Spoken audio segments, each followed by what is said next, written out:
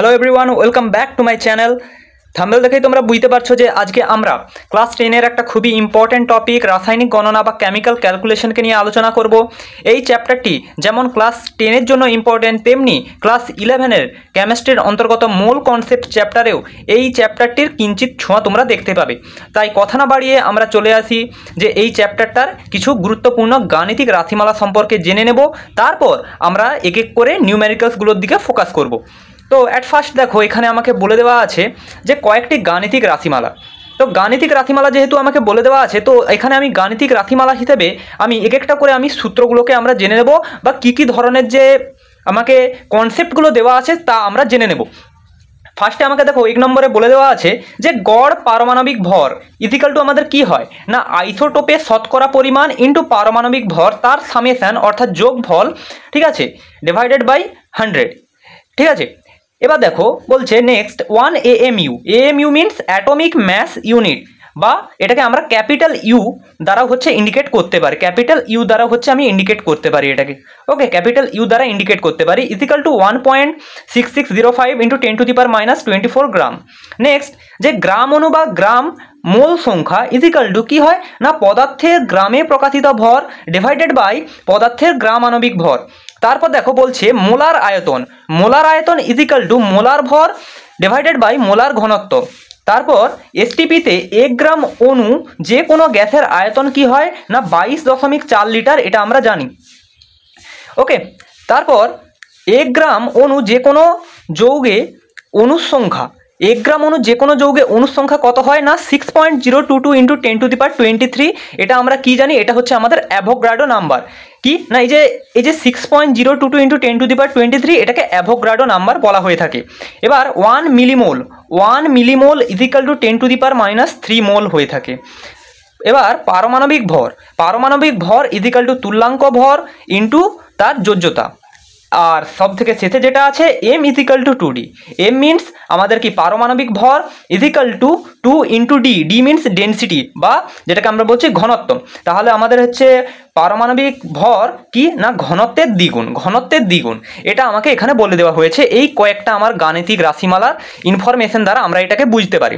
তো তোমরা এই ইনফরমেশনগুলোকে অবশ্যই খাতায় নোট ডাউন করবে, আদারওয়াইজ স্ক্রিনশট নিয়ে নিতে পারো, ঠিক আছে। তো এরপর আমরা এক এক করে একটা করে নিউমেরিক্যালসের দিকে আমরা ফোকাস করি। তো আমরা ফার্স্ট নিউমেরিক্যালসে আমরা চলে এলাম। কি বলছে না, প্রকৃতিতে ক্লোরিনের আইসোটোপগুলি হলো 35Cl ও 37Cl। প্রকৃতিতে এদের পরিমাণ কত না 75% ও 25%। এবং পারমাণবিক ভর কত দেওয়া আছে না 35 ও 37 দেওয়া আছে। তাহলে এটা হলে ক্লোরিনের গড় পারমাণবিক ভর কত হবে না, এখানে দেখো আমাকে অপশানগুলো দেওয়া আছে।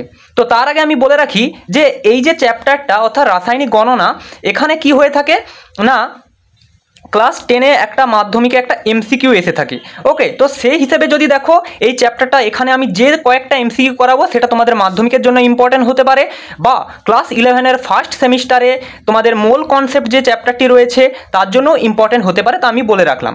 তো দেখো এবার আমরা যে সূত্রটা অলরেডি আমি আগে জেনেছি কি না, এখানে দেখো গড় পারমাণবিক ভর ইজিক্যাল টু সামেশান অর্থাৎ সমষ্টি আইসোটোপগুলি শতকরা পরিমাণ ইন্টু তাদের ভর ডিভাইডেড বাই 100। তো এখানে আমি সেটাই অ্যাপ্লাই করব। বলা আছে যে গড় পারমাণবিক ভর ইজিক্যাল টু 75 ইন্টু 35। কেন 75 ইন্টু 35 হলো না, দেখো শতকরা পরিমাণ আমাকে দেওয়া আছে 75%, এবং তার কি বলা দেওয়া আছে না পারমাণবিক ভরটা দেওয়া আছে কত, আমাকে পারমাণবিক ভর দেওয়া আছে 35, ওই জন্য আমি করলাম এটা।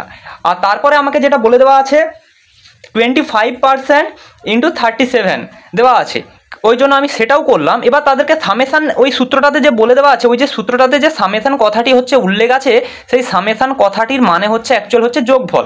তো আমি এখানে সেই সিম্পলি আমি যোগটাই করব। তো আমি মিডিলে আমি যোগ করে দিলাম ডিভাইডেড বাই 100 যেমন আমার সূত্রতে ছিল, ইজিক্যাল টু আমরা যদি এটাকে সম্পূর্ণভাবে ক্যালকুলেট করি তাহলে আমরা কত পাবো না 35.5 মতো আমরা হচ্ছে পারমাণবিক ভরটা আমি পাবো। অর্থাৎ এখানে আমার হচ্ছে কত কারেক্ট হবে না অপশান আমার এ কারেক্ট হচ্ছে, ওকে, অপশান এ কারেক্ট হচ্ছে। তোমরা এই সমস্ত কোয়েশ্চেনগুলোকে অবশ্যই নোট ডাউন করবে এবং প্র্যাকটিস করবে, খুবই ইম্পর্টেন্ট কোয়েশ্চেন। এরপরে চলে আসো আমাদের নেক্সট কোয়েশ্চেন, যেখানে বলা হচ্ছে যে একটি 12C কার্বন পরমাণুর ভর কত দেওয়া আছে না অপশানগুলো দেওয়া আছে যে 1.6605 ইন্টু 10⁻25 গ্রাম, 1.9926 ইন্টু 10⁻23 গ্রাম, 12 গ্রাম এবং বলে দেওয়া আছে 2.5 গ্রাম। এটা খুবই একটা ইম্পর্ট্যান্ট কোয়েশ্চেন, যেটা West Bengal joint entrance examination 2020-তে এসেছিল। খুবই ইজি কোয়েশ্চেন। দেখো এখানে আমাদের পরমাণুর ভরটা জানতে চেয়েছে। তো পরমাণুর ভর বা পরমাণু যদি প্রকৃত ভরও বলতো, তার জন্য একটা ফর্মুলা হয় যেটা আমি আগে লিখিনি, এখানে আছে।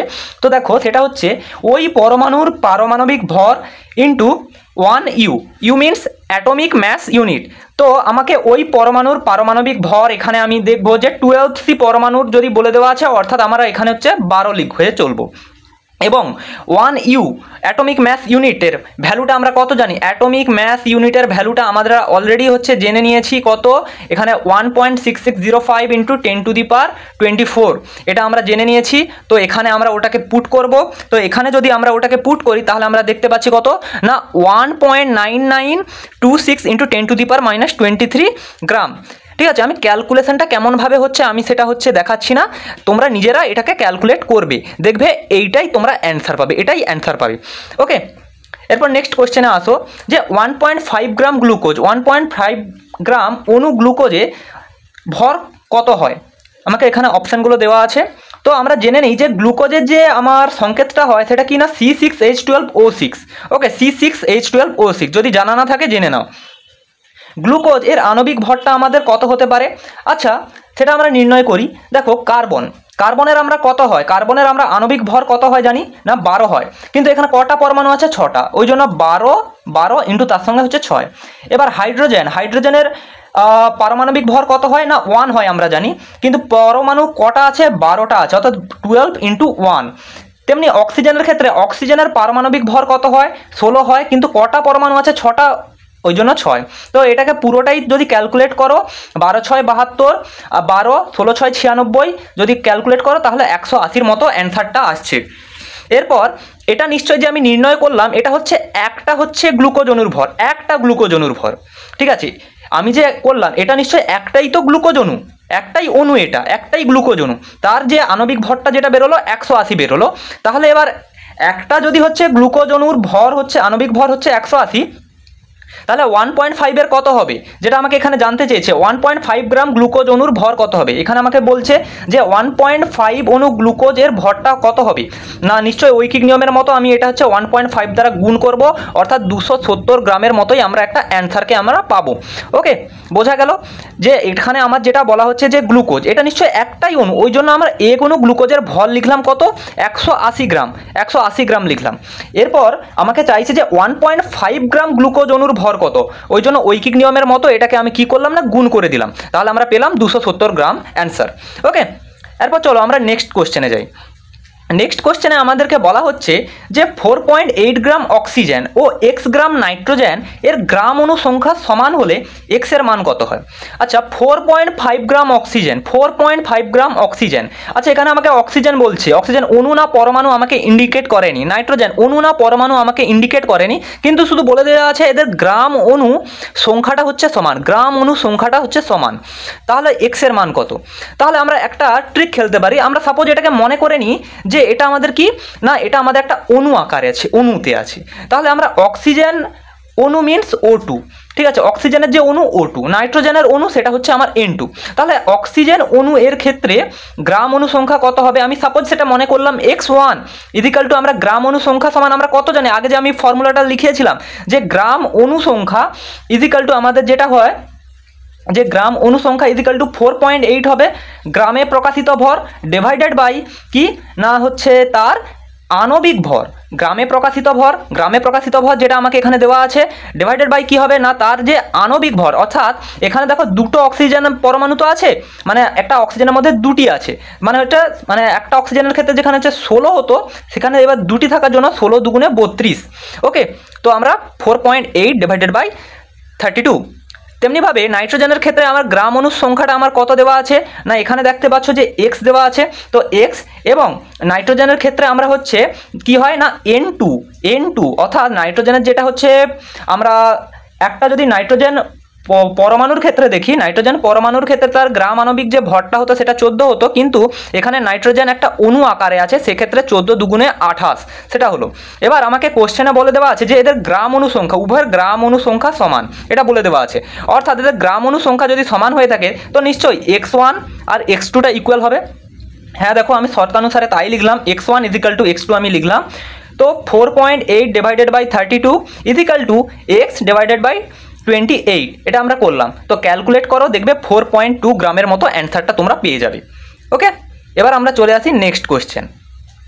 নেক্সট কোশ্চেনে আমাকে বলছে যে 275 কেলভিন উষ্ণতায় জলের ঘনত্ব দেওয়া আছে কত, না 1.0 গ্রাম পার সেমি কিউ। 1.0 আছে মানে এটা শুধু 1 মনে করো, দশমিকের পর শূন্যের কোনো দাম নেই। তো হলে ওই উষ্ণতায় জলের হচ্ছে মোলার আয়তন অ্যাকচুয়াল কত হবে। ওই উষ্ণতায় অর্থাৎ 275 কেলভিন উষ্ণতায় হচ্ছে আমার জলের মোলার আয়তন কত হবে সেটা আমরা এবার দেখব। আমাকে ঘনত্বটা বলে দেওয়া ছিল 1.0 গ্রাম পার সেমি কিউ, এবং জলের যে মোলার ভরটা ছিল সেটা কি, না জল অর্থাৎ আমার কি, না H2O জল। তাহলে এখানে দেখো জলের ক্ষেত্রে আমরা হাইড্রোজেনের ক্ষেত্রে কত হয় 1 × 2 প্লাস অক্সিজেনের কত হয়, না অক্সিজেনের সেখানে হচ্ছে 16 হচ্ছে, তাহলে দেখো এটা 18 হচ্ছে কিনা। তো সেই জন্য আমি এখানে 18 গ্রাম আমি করলাম। ওকে, এবার আমরা কি জানি, সব সময় আমরা জানি ঘনত্ব সমান হচ্ছে ভর বাই আয়তন, এটা হয় আমরা জানি। তো তেমনিভাবে এখানে দেখো মোলার আয়তনকে আমি করতে পারি, তাহলে আয়তনটাকে আমি কি করলাম, না ওদিকে আমি নিয়ে গেলাম আর ঘনত্বটাকে আমি নিচে নামিয়ে আনলাম, ঠিক আমি করতেই পারি। তো মোলার আয়তন ইজিক্যাল টু কত হয়, না মোলার ভর ডিভাইডেড বাই ঘনত্ব ইজিক্যাল টু আমার কি, না মোলার ভর কত দেওয়া ছিল, আমার হচ্ছে 18 দেওয়া ছিল, 18 বসালাম। ঘনত্ব দেখো হচ্ছে 1.0 ছিল, আমি 1.0 বসালাম, তাহলে দশমিকের পর শূন্যের কোনো দাম নেই, তাহলে 18 ডিভাইডেড বাই আমার কত হচ্ছে 1, তাহলে যদি হয়ে থাকে তাহলে এটা আমার কত আসছে, না 18 সেমি কিউ, 18 সেমি কিউ, যেটা আমার অ্যান্সার। ওকে, তো এবার আমরা নেক্সট কোশ্চেনে আসি, যে বলছে ওয়ান মোল অক্সিজেনে কত গ্রাম পরমাণু অক্সিজেন থাকে। 1 মোল অক্সিজেনে কত গ্রাম পরমাণু অক্সিজেন থাকে। তাহলে 1 মোল অক্সিজেন অর্থাৎ অক্সিজেন O2 যদি মনে করি সেখানে কত, না 32 গ্রাম অক্সিজেন থাকে, 32 গ্রাম অক্সিজেন থাকে। এবার এটাকে আমি কীরকমভাবে লিখতে পারি, না 2 × 1.6 গ্রাম অক্সিজেন আমি কি লিখতে পারি, হ্যাঁ আমি লিখতে পারি। এবার তাহলে যদি 16 গ্রাম অক্সিজেনকে কি আমি 1 গ্রাম পরমাণু অক্সিজেন এটা আমি লিখতে পারি। এটা আমাদের মানে 1 গ্রাম পরমাণু অক্সিজেনকেই আমরা হচ্ছে 1 গ্রাম অক্সিজেন বলতে পারি। গ্রাম পরমাণু অক্সিজেন মিনস হচ্ছে এটা, মানে এটা বোঝাতে আমি চাইছি যে এটা যদি শুধু অর্ডিনারি, এটা হচ্ছে অণুর ক্ষেত্রে বলা হয়েছে, ঠিক আছে, এটা অণু একটা, আর এটা আমি হচ্ছে পরমাণুর ক্ষেত্রে কথা বলছি। তাহলে অক্সিজেন পরমাণুর ক্ষেত্রে আমার হচ্ছে যদি তার বলা হয় যে তার কত হয়, না মানে পারমাণবিক ভরটা সেটা হচ্ছে আমার হচ্ছে 16 হয়, কিন্তু যে O2 এর ক্ষেত্রে দেখি সেটা হচ্ছে আমার হচ্ছে 32 অ্যাকচুয়াল হয়ে যায়। তেমনিভাবে এখানে যেমন বলছে যে 16 গ্রাম অক্সিজেন সমান হচ্ছে 1 গ্রাম পরমাণু অক্সিজেন, তেমনিভাবে যদি এখানে বলে দেওয়া থাকতো ধরো যে 14 গ্রাম, না এখানে ধরি বলে দেওয়া থাকতো যদি হচ্ছে 14 গ্রাম নাইট্রোজেন, মানে হচ্ছে কি, না 1 গ্রাম পরমাণু নাইট্রোজেন আমি বলতে পারতাম, ঠিক আছে। এখানে যদি বলা হতো যে 12 গ্রাম কার্বন, তাহলে হচ্ছে আমরা বলতে পারতাম 1 গ্রাম পরমাণু কার্বন বলতে পারতাম। ওকে, কিন্তু এখানে আমাকে অক্সিজেন বলছে, আর 16 গ্রাম মিনস আমি হচ্ছে বলতে পারি 1 গ্রাম পরমাণু অক্সিজেন। ওকে, তো এটা সমান আমি কত করতে পারি, না 1 এর সাথে যদি 2 গুণ করি তাহলে 2 থাকে, তাহলে 2 গ্রাম পরমাণু অক্সিজেন। Okay, that's answer. তাহলে আমি কত বলতে পারি, না আমাদের হচ্ছে 2, অপশান বি কারেক্ট। নেক্সট কোশ্চেনে আসা যাক, যে এসটিপিতে বলছে 1 গ্রাম অক্সিজেন গ্যাসের আয়তন অ্যাকচুয়াল কত হয়। আচ্ছা, অক্সিজেন গ্যাস বলছে, তাহলে এসটিপিতে আমরা দেখব যে 32 গ্রাম অক্সিজেন গ্যাস। আচ্ছা, অক্সিজেন গ্যাস বলছে, তো অক্সিজেন আমরা মনে রাখবো অক্সিজেন ও এটা একটা পরমাণু, ঠিক আছে, কিন্তু O2 এটা একটা অণু, ঠিক আছে, যেটা কি হয় অণু, ঠিক আছে। একমাত্র অক্সিজেন O2 অবস্থায় গ্যাসীয় অবস্থায় থাকে, O2টা হচ্ছে কি অক্সিজেনের গ্যাসীয় অবস্থা। তো এই জন্য আমি কি করলাম, না এখানে আমি তার হচ্ছে যেটা হচ্ছে তার পারমাণবিক যদি তার ভরটা যদি বলে দেওয়া থাকতো মানে অক্সিজেনের ক্ষেত্রে, তো সেটা আমার কত হতো এখানে, না 32 হতো, 16 × 2 = 32। ওকে, অক্সিজেনের অণুর আয়তনটা কত হয়, না 22.4 লিটার, যেটা আমি ওই ফর্মুলাতে আমি দেখালাম। ওকে, তো এবার হচ্ছে 1 গ্রামের চাইছে, ঐকিক নিয়মের মতো করে দাও। 1 গ্রামের ক্ষেত্রে তোমার কত হবে, না 22.4 ডিভাইডেড বাই 32 লিটার, ক্যালকুলেট করো, দেখবে 0.7 লিটার পাবে, অপশান সি আমার কারেক্ট। ওকে, নেক্সট কোশ্চেনে আসো, কোশ্চেন নাম্বার 8। সেই কোশ্চেন নাম্বার 8-এ বলছে যে 0.5 গ্রাম অ্যাসিটিলিন গ্যাসের মধ্যে অণু কতগুলো। ঠিক আছে, অণু কতগুলো আছে। তো আমরা ফার্স্টে আমরা জেনে নেব কত। ঠিক আছে, অ্যাসিটিলিনের আণবিক ভরটা আমাকে নির্ণয় করতে হবে। আচ্ছা, অ্যাসিটিলিন মানে হচ্ছে যে C2H2, এটাকে আমি বলছি অ্যাসিটিলিন, যার হচ্ছে স্ট্রাকচারটা কেমন দেখতে হয়, C∧H। ঠিক আছে, C2H2 মানে হচ্ছে এখানে হচ্ছে CH এটা। ঠিক আছে, CH∧CH। ঠিক আছে, এটা হচ্ছে আমার অ্যাসিটিলিনের স্ট্রাকচার, এটা হচ্ছে তার হচ্ছে সংকেত। তো সেই অনুযায়ী আমি কি করলাম না, দেখো অ্যাসিটিলিনের আণবিক ভরটাকে আমাকে নির্ণয় করতে হবে। তাহলে দেখো কার্বন কটা আছে, কার্বন দুটো আছে, কার্বনের আণবিক ভর আমরা কত জানি হয়, 12 হয়। তো 12 হওয়ার জন্য আমি কি করলাম, 2 × 12 অর্থাৎ হচ্ছে 24 প্লাস 2 × 1, কেননা হাইড্রোজেনের হয় আমরা কত জানি, আণবিক ভর কত হয়, হাইড্রোজেনের 1 হয়, এবং আমরা হাইড্রোজেন কটা আছে দেখছি, দুটি আছে, তাহলে আমরা হচ্ছে 2 অর্থাৎ 24 2 26 গ্রাম। তাহলে 26 গ্রাম অ্যাসিটিলিন অণুর সংখ্যা কত হয়, আমরা জানি যে অ্যাভোগাড্রো নাম্বার থাকবে, অ্যাভোগাড্রো নাম্বার অর্থাৎ 6.022 × 10⁻23 গ্রাম থাকবে। এবার আমি সেখানে কত করতে পারি না, 1 গ্রামের কত হতে পারে না, 1 গ্রাম অ্যাসিটিলিন অণুর সংখ্যা কত হবে, নিশ্চয়ই ভাগ হয়ে যাবে। আর তারপর আমার 0.52 গ্রামের অ্যাসিটিলিন গ্যাসের অণু সংখ্যা কত, এটা আমাকে জানতে চেয়েছে। তো এই জন্য আমি কি করব, এটাকে আবার আমি গুণ করলাম, তাহলে গুণ করে ক্যালকুলেট করে আমি দেখতে পেলাম যে 1.204 × 10⁻22 মতো হচ্ছে অ্যান্সার আমি পাচ্ছি। অর্থাৎ আমি এখানে দেখছি অপশান আমার ডি কারেক্ট।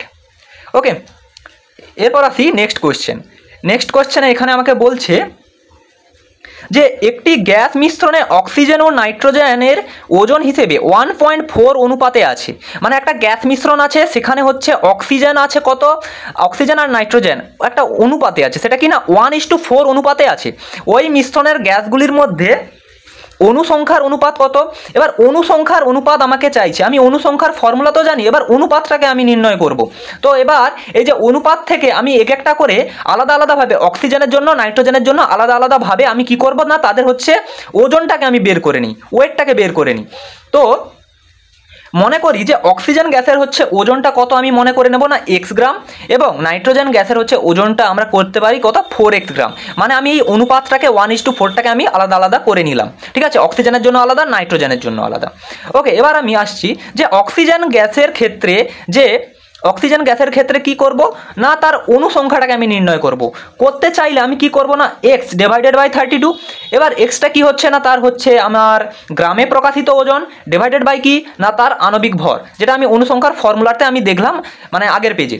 এবার নাইট্রোজেনের ক্ষেত্রে আমরা সেম কাজ করব, যে 4x তার কি না গ্রামে প্রকাশিত ওজন ডিভাইডেড বাই 28টা কি না তার আণবিক ভর। ঠিক আছে, তো শর্তানুসারে এবার আমাকে বলছে গ্যাসগুলির অনুপাতটা কত চাইছে। তো অনুপাত অর্থাৎ বলছে অক্সিজেন N2, মানে তার অনুপাতটা আমাকে নির্ণয় করতে বলছে। দেখো এখানে আমাকে তার অনুপাতটা বলছে, অর্থাৎ আমি এটাই করব। তো x/32 = 4x/28 ইজিক্যাল টু আমরা যদি অনুপাতটা করি তাহলে 7:32 পাচ্ছি, অর্থাৎ অপশান এ আমাদের কারেক্ট। এরপর চলে আসছি নেক্সট কোয়েশ্চেন। দেখো কোশ্চেনগুলো একদম বোঝার চেষ্টা করো, একদম পাতি ইজি কোশ্চেন, একদম একটু ঠান্ডা মাথায় বোঝার চেষ্টা করো, নিশ্চয়ই বুঝতে পারবে। এরপর চলে আসছি আমার নেক্সট কোশ্চেন কি না, 1 মিলিমোল কার্বন ডাই অক্সাইডের ভর কত। 1 মিলিমোল কার্বন ডাই অক্সাইডের ভর কত। তো কার্বন ডাই অক্সাইডের ভর আমাকে নির্ণয় করতে হয়, তার ফার্স্টে আমি জেনে নিই যে 1 মিলিমোল = 10⁻³ মোল, এটা আমরা জেনেছি ওই কনসেপ্টে। তাহলে 1 মোল কার্বন ডাই অক্সাইডের ভর কত, কার্বন ডাই অক্সাইড CO2 এর ভর আমার কত হতে পারে, কার্বন 12। অক্সিজেন কটা আছে, দেখো অক্সিজেন আমাদের আছে দুটি আছে, অর্থাৎ অক্সিজেন তো 16, তো এবার 16 × 2 32, আর তার সাথে যদি 12 আমি যোগ করি তাহলে 44 গ্রাম। তাহলে এবার আমি যদি 1 মোলের দেখলাম কত, 1 মোলের জন্য আমি দেখলাম হচ্ছে 44 গ্রাম। তাহলে এখানে আমাকে চাইছে আবার মিলিমোলে অ্যান্সারটা আমার কত হবে, মিলিমোলে হচ্ছে অ্যান্সারটা আমার কত হবে। তাহলে 1 মিলিমোল বা যেটাকে আমি বলছি 10⁻³ মোল, তার জন্য কার্বন ডাই অক্সাইডের ভর কত হবে। তাহলে সিম্পল 44 এর সাথে হচ্ছে 10⁻³ কে গুণ করে দাও। এবার 10⁻³ মানে আমি কি বোঝাতে চাই, মানে এটাকে হচ্ছে 100 দিয়ে মানে 1000 দিয়ে ভাগ। এটা তো তোমরা জানো সূচকের নিয়ম অনুসারে, যাকে আমি হচ্ছে 1000 দিয়ে ভাগ করতে চাই, তাকে 10⁻³ দ্বারা হচ্ছে যদি আমি গুণ করি, জিনিসটা সেম ম্যাটার। অর্থাৎ দেখো আমি এখানে সেটাই করলাম। তাহলে 44 মানে 44 ডিভাইডেড বাই আমি হচ্ছে 10⁻³ যদি আমি নিচে নামিয়ে লিখি, অর্থাৎ 44 এর নিচে লিখি, তাহলে সেটা কেমন আসবে না, সেটা আসবে আমাদের হচ্ছে ডিভাইডেড বাই 1000 চলে আসবে। এবার যদি আমি কি করি না, দশমিকে যদি আমি প্রকাশ করতে চাই, তাহলে দেখো আমার 3টে শূন্য আছে, তো তাহলে এই মানে শেষ থেকে একটা দুটো এবং হচ্ছে আবার একটা শূন্যের পর পয়েন্টটা পড়বে, অর্থাৎ 0.044 গ্রাম মতো আমার অ্যান্সারটা আসবে। ঠিক আছে, এবার ব্যাপারটা হচ্ছে তার হচ্ছে ভরটা এখানে কত, তো এখানে আমাকে এবার অপশান বি কারেক্ট হবে। ওকে, 0.044 গ্রাম। ওকে, বুঝতে পারলে? নেক্সট কোশ্চেনে চলো। নেক্সট কোশ্চেনে আমাকে বলছে কি না, 0.09 গ্রাম জলের মধ্যে কয়টি হাইড্রোজেন পরমাণু আছে? 0.09 গ্রাম জলের মধ্যে কয়টি হাইড্রোজেন পরমাণু আছে? তো আমাকে এখানে বলছে যে একটা আমি গ্রাম অনুসংখ্যাকে আমি নির্ণয় করব। ঠিক আছে, গ্রাম অনুসংখ্যাকে আমি কেমনভাবে নির্ণয় করি না, তার গ্রামে প্রকাশিত ভর বাই তার কি না তার আণবিক ভর। তো আমি গ্রামে প্রকাশিত ভর আমাকে এখানে দেওয়া আছে যে 0.09 গ্রাম, আর জলের তো আমরা এক্ষুনি দেখলাম যে কি না তার আণবিক ভরটা কত হয় 18। তো আমি ক্যালকুলেট করলে 5 × 10⁻³ কে পাই। ঠিক আছে, তো এরপর বাকি ক্যালকুলেশনটা দেখো। বলছে 1 গ্রাম অণু H2O তে হাইড্রোজেন এর অনুসংখ্যা আমাকে কত হয়? আমরা জানি 6.022 × 10⁻23, অর্থাৎ অ্যাভোগাড্রো নাম্বার হয়। 6.022 × 10⁻23 অ্যাভোগাড্রো নাম্বার হয়। তো আমার ওখানে যেটা ছিল 5 × 10⁻³ 5 × 10⁻³ ওই যে গ্রাম অণু জলের মধ্যে, জলের অনুসংখ্যা কত হবে? ঐকিক নিয়মের মতো সিম্পলি গুণ করব, তাহলে আমরা কত পাচ্ছি? 3.011 × 10⁻21 পাচ্ছি। তাহলে 1 অণু H2O তে হাইড্রোজেন পরমাণু কত থাকে? আমরা 1 অণু যদি আমরা H2O কে আমরা ভালো করে দেখি, এখানে হাইড্রোজেন পরমাণু কটা আছে? সিম্পলি দেখো না বাবা, এখানে দুটো হাইড্রোজেন পরমাণু আছে, H2 দুটিয়ে থাকে। তাহলে সিম্পলি এবার আমরা 3.011 × 10⁻21 এর মধ্যে এই যে জল, এটা তো তার বলছে জল, তো যে দেখো যে H2O এর অনুসংখ্যা, H2O এর অনুসংখ্যা মানে জলের অনুসংখ্যা, তাহলে এটা তো সেই জলের অনুসংখ্যাকেই ইন্ডিকেট করছে না, এটা তো সেই জলের অনুসংখ্যাকে ইন্ডিকেট করছে। তাহলে 3.011 × 10⁻21 এটার মধ্যে মানে কটা মানে যে জলের মানে জল আছে, এটা তো জলের সংখ্যা, জলের অনুসংখ্যা। তো তার এবার কি বলছে, তার মধ্যে কটা এবার হাইড্রোজেন পরমাণু আছে। তো সিম্পলি এটাকেও আমরা ঐকিক নিয়মের মতো গুণ করব। ব্যাপারটা বোঝা গেল এটা থেকে এই রিলেশনটা। তো গুণ করলে আমি পাচ্ছি 6.022 × 10⁻21 অ্যান্সার। ওকে, নেক্সট কোয়েশ্চেন যে 1 মিলিমোল মিথেনে ইলেকট্রন কতগুলো থাকে? 1 মিলিমোল মিথেনে কতগুলো ইলেকট্রন থাকে?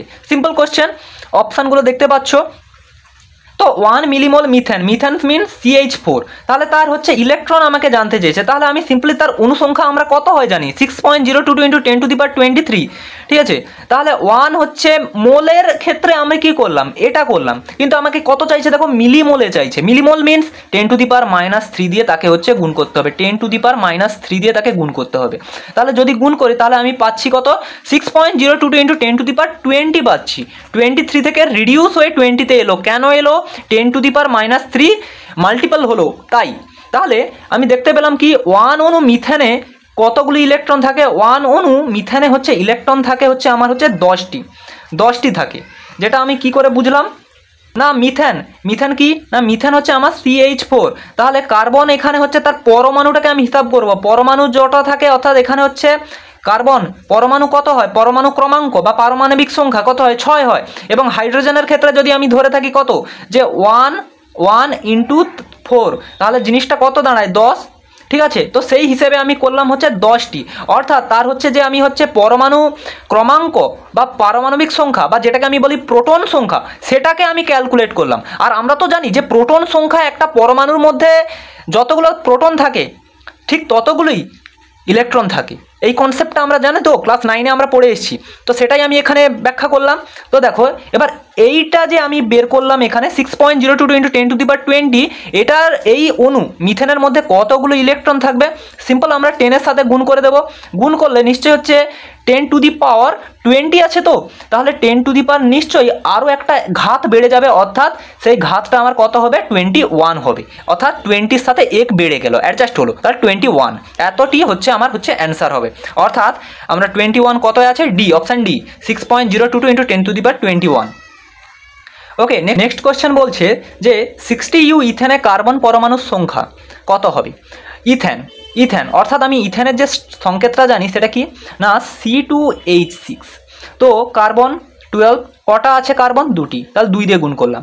তা হাইড্রোজেন কটা আছে 6, তাকে এবার হাইড্রোজেনের হচ্ছে আণবিক ভর কত হয় 1, সেটা আমি গুণ করলাম, তাহলে হচ্ছে 30U পেলাম। তাহলে 30U ইথেনে কার্বন পরমাণুর সংখ্যা কত হয় না 30U ইথেনে কার্বন পরমাণুর সংখ্যা হয় 2টি। 30U ইথেনে কার্বন পরমাণুর সংখ্যা হয় 2টি। তাহলে 1U অ্যাটমিক ম্যাস ইউনিট, সেখানে আমি দেখব কি না ইথেনের কার্বন পরমাণুর সংখ্যা কত হবে না 2/30 হবে, 2/30। তাহলে আমি কত দেখলাম, নিশ্চয়ই দেখো ব্যাপারটা বোঝো একটু ভালো করে, যে 30U ইথেনে আমার হচ্ছে কার্বন পরমাণুর সংখ্যা কতটা সিম্পলি দেখতে পাচ্ছ 2টি আছে। 1Uতে কত হবে, নিশ্চয়ই উইকিক নিয়মের মতো ডিভিশন হয়ে যাবে 2/30। তাহলে 60U ইথেনের মধ্যে কত কার্বন পরমাণু থাকবে 2/30 × 60, ক্যালকুলেট করো, 30 2 60, 2 মাল্টিপল করলে 4 এতগুলি। তাহলে অপশান এ আমার কারেক্ট অ্যান্সার। নেক্সট কোয়েশ্চেনে আমি যাচ্ছি, কোয়েশ্চেন নাম্বার 14, যে 140 মিলিগ্রাম ভরের একটি জৈব যৌগের আণবিক ভর কত হয় না 70 এবং 15 মিলিগ্রাম ভরের অপর একটি জৈব যৌগের আণবিক ভর কত হয় না যেটা বলে দেওয়া আছে সেটা কত 30। তো নিজ নিজ গ্রাম অণু সংখ্যা যথাক্রমে এক্স ও ওয়াই, নিজ নিজ গ্রাম অণু সংখ্যা বলে দেওয়া আছে। গ্রাম অণু সংখ্যা আমরা হিসাব করার আমরা ফর্মুলা আমরা অলরেডি জানি। তাহলে এক্স ও ওয়াই এর অনুপাত কত, মানে এক্স অর্থাৎ আমাকে বলে দেওয়া আছে যে প্রথম যে জৈব যৌগ 140 মিলিগ্রাম ভরের ওই যে যৌগ তার হচ্ছে যে আমাকে বলছে তার গ্রাম অণু সংখ্যা হচ্ছে এক্স, এবং পরে নেক্সট মানে দ্বিতীয় যে 15 মিলিগ্রাম ভরের অপর একটা যে জৈব যৌগ তার হচ্ছে বলা আছে তার হচ্ছে আমার কি না গ্রাম অণু সংখ্যা ওয়াই এর অনুপাতটা রেশিওটা চাইছে রেশিও। তো আমরা করব, তাহলে আমি যে 140 মিলিগ্রাম ভরের যে ওই যে মিলিগ্রাম ভরের ওই জৈব যৌগটা তার আমরা কি করব না গ্রাম অণু সংখ্যাটাকে আমি নির্ণয় করব এক্স। তো সিম্পলিভাবে আমি কি করব না 140 ইন্টু আমরা কি করতে পারি 10⁻³ গ্রাম আমরা করতে পারি। তো কেন করব না আমরা সবসময় জানি পদার্থের গ্রামে প্রকাশিত ভর ডিভাইডেড বাই কি না তার হচ্ছে আণবিক ভর, মানে গ্রামে প্রকাশিত ভরকে আণবিক ভরের দ্বারা হচ্ছে যদি আমি ভাগ করতে পারি, গ্রামে প্রকাশিত ভর আর তার হচ্ছে আণবিক ভরকে যদি আমি ভাগ করতে পারি সেটাই হচ্ছে তার গ্রাম পরমাণু সংখ্যা। যেটা আমি এটা আর এটাকে যদি আমি হচ্ছে ভাগ করি তাহলেই আমি পাচ্ছি যে প্রথম যে জৈব যৌগটা ছিল তার আমি আণবিক মানে গ্রাম অণু সংখ্যাটা আমি পেয়ে যাব। ওকে, এবার আমি যদি এটা করি তাহলে মিলিগ্রাম থেকে আমি গ্রামে কনভার্ট করব, তাহলে কি 1000 দিয়ে ভাগ করতে হয়, তাহলে 1000 মিলিগ্রামকে গ্রামে প্রকাশ করবো। সিম্পল কথা, মিলিগ্রামকে যদি গ্রামে প্রকাশ করি আমরা কত করি 1000 দিয়ে ভাগ করি, কিন্তু আমি এখানে কি করলাম না 10⁻³ দ্বারা গুণ করলাম, জিনিসটা একই ব্যাপার। ওকে, তেমনিভাবে আমি কি করলাম না দ্বিতীয় যে জৈব যৌগটা ছিল ওয়াই ইজিক্যাল টু আমাকে বলছে যে 15 মিলিগ্রাম, তাহলে 15 যে মিলিগ্রাম বলছে যে 15 মিলিগ্রামকে আমি এবার গ্রামে প্রকাশ করতে হবে, অর্থাৎ 10⁻³ গ্রাম ডিভাইডেড বাই কত হবে না 30। ঠিক আছে, কেন 30 না আমাকে বলে দেওয়া আছে তার আণবিক ভরটা হচ্ছে 30। ঠিক আছে, তো আমি গ্রাম কথাটা না লিখলেও আমার চলতো, আমি বাদ দিলাম। ঠিক আছে, আমার শুধু ভ্যালুটা আমার এখানে দরকার। তাহলে এবার এদের অনুপাত করব, তাহলে x:y আমরা করলাম, তাহলে আমার প্রথম এইটা আমি লিখলাম 140 × 10⁻³ ডিভাইডেড বাই 17, তারপর আমরা কত করলাম না 15 × 10⁻³ ডিভাইডেড বাই 30।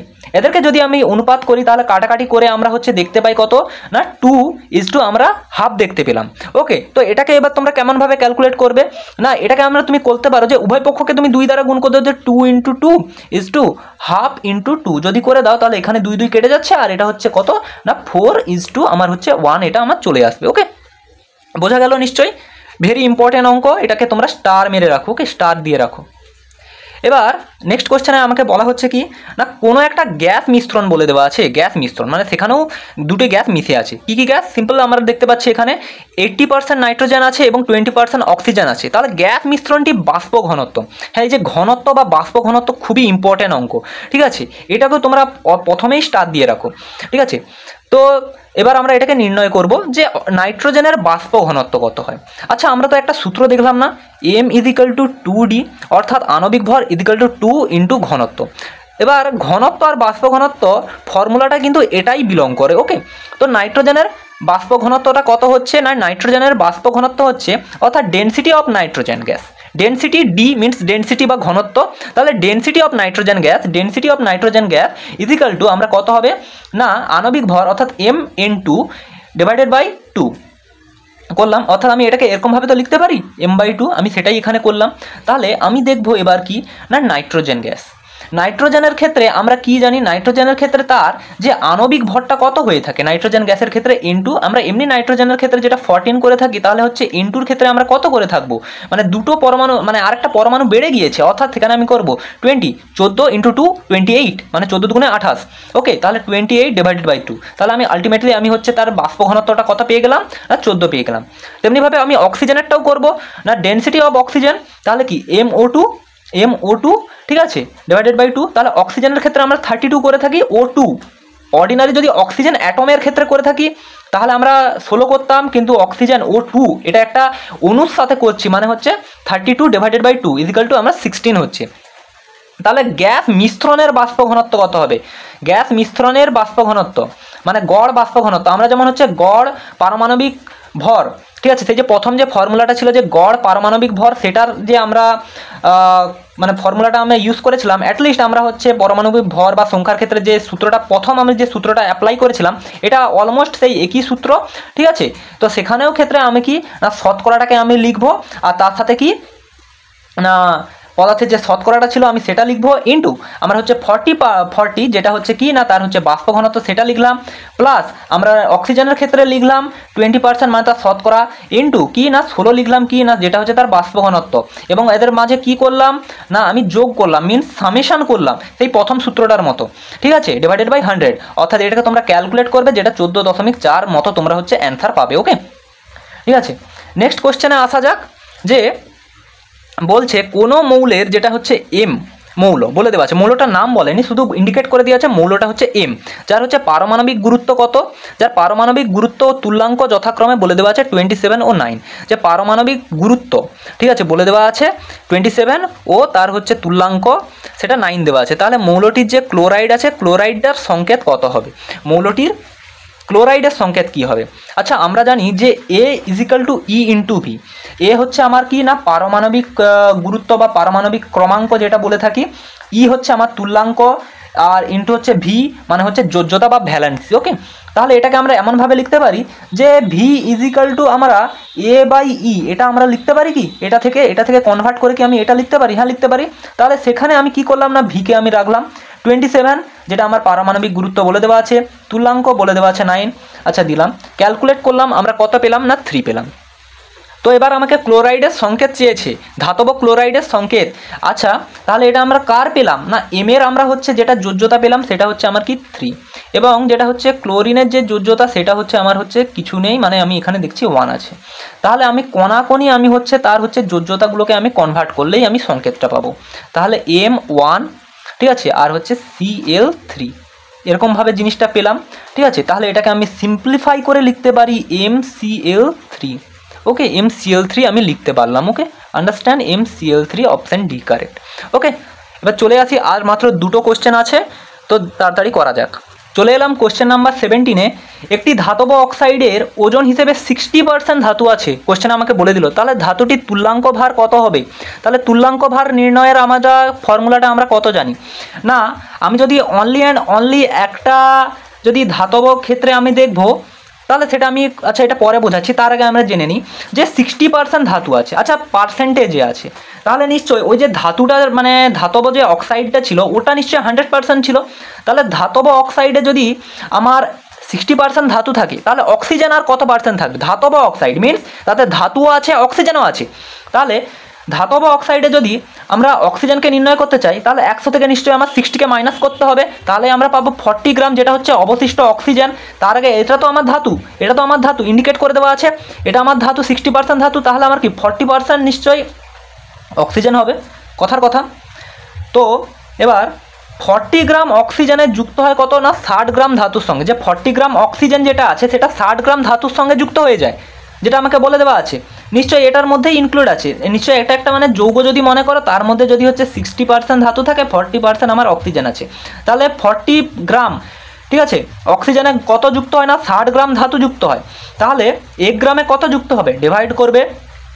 ওকে, এবার আমাকে যদি অক্সিজেন অ্যাটমের ক্ষেত্রে আমি দেখি তাহলে A = E × V, যেটা আমার এ কত না, এ আমাকে বলে দেওয়া আছে না, এ হচ্ছে আমার 16, কারণ অনলি একটা অক্সিজেন অ্যাটমের ক্ষেত্রে আমরা কত জানি না, পারমাণবিক ভরটা হয় 16, ই ইন্টু তার অক্সিজেনের ভ্যালেন্সি কত হয়, অক্সিজেনের যোজ্যতা হয় 2 হয়। কেন হয় না, আমরা অক্সিজেন কত জানি, অক্সিজেন হচ্ছে আমার কত, অক্সিজেন 8, ঠিক আছে। এবার যদি একে ইলেকট্রন বিন্যাস করি তাহলে কত দেখি না, 2 আর 6 দেখতে পাবো। এবার আমরা জানি যে যোজ্যতা 4-এর বেশি হতে পারে না, তাহলে এই জন্য এটাকে কি করতে হয় না, আমরা 8 থেকে হচ্ছে মাইনাস করব, ঠিক আছে। তাহলে আমরা কত পাচ্ছি না, 2 পাচ্ছি। এই জন্য অক্সিজেনের যোজ্যতা হচ্ছে 2, যেটা আমি হচ্ছে ট্রিক্সে অলরেডি আমি বুঝিয়ে রেখেছি, ঠিক আছে। তো এবার কে নির্ণয় করো, ঠিক আছে, 2 8 16, তাহলে ইজিক্যাল টু 8। তো এখানে বসাও যে 8 গ্রাম অক্সিজেন যদি হচ্ছে যুক্ত হয় তাহলে তার সাথে কত ধাতু থাকবে, কত ধাতুর সঙ্গে সে 8 গ্রাম যুক্ত থাকবে, সেটা কি না 60 divided by 40 into 2 equal to আমাদের কত থাকবে ক্যালকুলেট। এখানে সরি একটু আমার ভুল হয়েছে, এটা আমার হচ্ছে এখানে 8 হবে, যদি এটাকে কাটাকাটি করি তাহলে হচ্ছে 8 5 5-এর সাথে এবার কাটলে হচ্ছে 12, অর্থাৎ আমরা হচ্ছে যে 12, ঠিক আছে, ধাতুর যে তুল্যাঙ্ক ভার সেটা হচ্ছে আমার হচ্ছে 12 পাবো এখানে। ওকে, clear.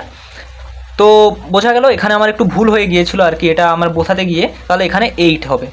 Next question and last কোশ্চেনে আমরা আসি, খুবই ইজি, যে কার্বনেট মূলকের হচ্ছে তুল্যাঙ্ক ভার কত হয় না, কার্বনেট মূলকের তুল্যাঙ্ক ভার। তাহলে কার্বনেটের একটা স্ট্রাকচারটা আমরা জেনে নিই, কার্বনেটের স্ট্রাকচার হচ্ছে আমার এটা, যে CO3 2-, এটা হচ্ছে তার স্ট্রাকচার, ঠিক আছে, CO3 2-, এটা তার সংকেত, ঠিক আছে।